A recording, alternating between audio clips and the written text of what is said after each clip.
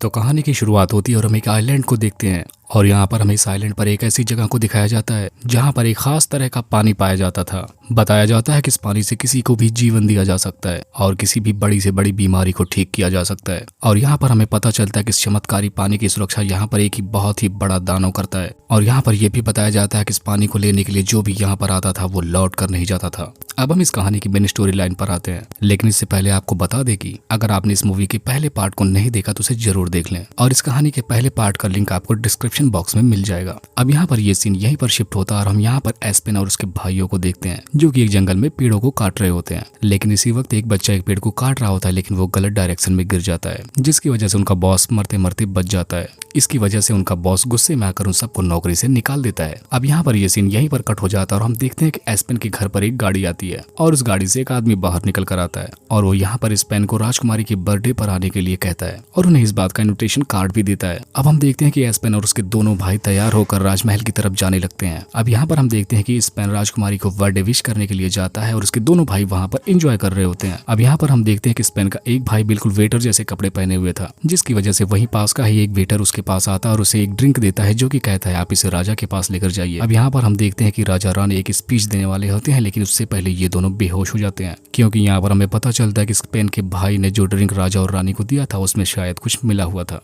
जिसकी वजह से राजकुमारी काफी गुस्से में आती है और वो एस्पेन के भाइयों को कालकोठरी में डलवा देती है। अब हम देखते हैं कि राजकुमारी के पास एक हकीम आता है जो कि उसके माता पिता का इलाज कर रहा होता है और यहाँ पर वो उन्हें बताता है कि आपके माता पिता को जहर दिया गया है जिसकी वजह से ये अब हमेशा के लिए कोमा में जा चुके हैं। अब ऐसा सुनकर राजकुमारी बहुत रोने लगती है, लेकिन इसी बीच यहाँ पर एस्पेन भी आ जाता है और यहाँ पर ये राजकुमारी से गोल्डन पैलेस जाने के लिए कहने लगता है जहाँ से वो लाइफ ऑफ वाटर लेकर आ सकते हैं, यानी वो जीवन देने वाला पानी। अब राजकुमारी अपने माँ बाप को किसी भी हाल में ठीक करना चाहती थी, जिसकी वजह से वो वहाँ पर जाने के लिए निकल पड़ती है। अब इसके बाद आगे जाने के बाद हम देखते हैं कि एस्पेन को गोल्डन पैलेस जाने का रास्ता बिल्कुल मालूम नहीं होता। तब वो मदद लेने के लिए उसी लंबी नाक वाली बुढ़िया के पास जाता है और यहाँ पर वो इस बुढ़िया से गोल्डन पैलेस जाने का रास्ता पूछता है। तब यहाँ पर बुढ़िया एस्पेन को बताती है कि वहाँ गोल्डन पैलेस तक सिर्फ एक इंसान जा पाया है और वहाँ से आ भी पाया है, जो कि दूर पहाड़ियों के किनारे कहीं पर रहता है। तब यहाँ पर वो बुढ़िया बताती है कि यह रास्ता बहुत ही कठिन है और तुम्हें रास्ते में बहुत सारी कठिनाइयों का सामना भी करना होगा। तुम्हें रास्ते में बहुत तरह के भूत प्रेत चुड़ैल मिलेंगी, लेकिन तुम्हें कैसे भी करके उनसे बचकर आगे निकलना है। अब हम देखते हैं कि ये बुढ़िया यहाँ पर एस्पेन को एक उड़ने वाले जूते भी देती है। अब हम देखते हैं कि ये लोग अपने रास्ते पर आगे निकल जाते हैं,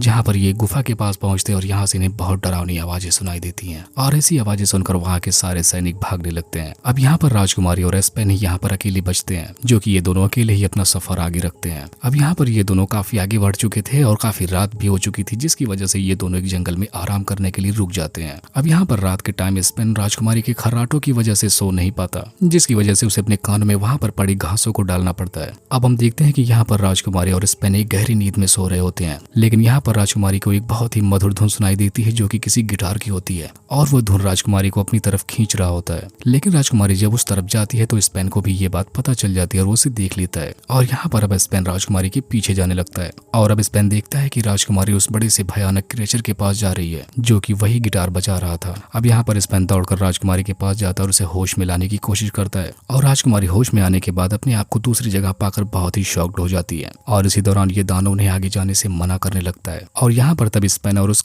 दानव के बीच काफी बहस होने लगती है और इसी दौरान एस्पेन उस दानव से एक कंपटीशन रखता है और यहाँ पर ये कंपटीशन किसी और चीज का नहीं बल्कि गिटार बजाने का ही होता है और वो कहता है कि इस कंपटीशन में जो भी जीतेगा वो हारे हुए से कुछ भी करवा सकता है। अब यहाँ पर इन दोनों में कंपटीशन शुरू हो जाती है और यहाँ पर देखते ही देखते एस्पेन इस कंपटीशन को जीत जाता है। अब हम देखते हैं कि एस्पेन और राजकुमारी अब आगे बढ़ते हैं और आगे चलने के बाद इन्हें पहाड़ियों में एक घर दिखाई देता है और वहाँ पर उन्हें एक बूढ़ा आदमी भी मिलता है। तब यहाँ पर एस्पेन उस बूढ़े आदमी से उस आदमी का पता पूछता है जो कि गोल्डन पैलेस से जिंदा वापस आया था। तब वो बूढ़ा आदमी अपने उन्हें घर के अंदर ले जाता है और उन्हें अपने दादा के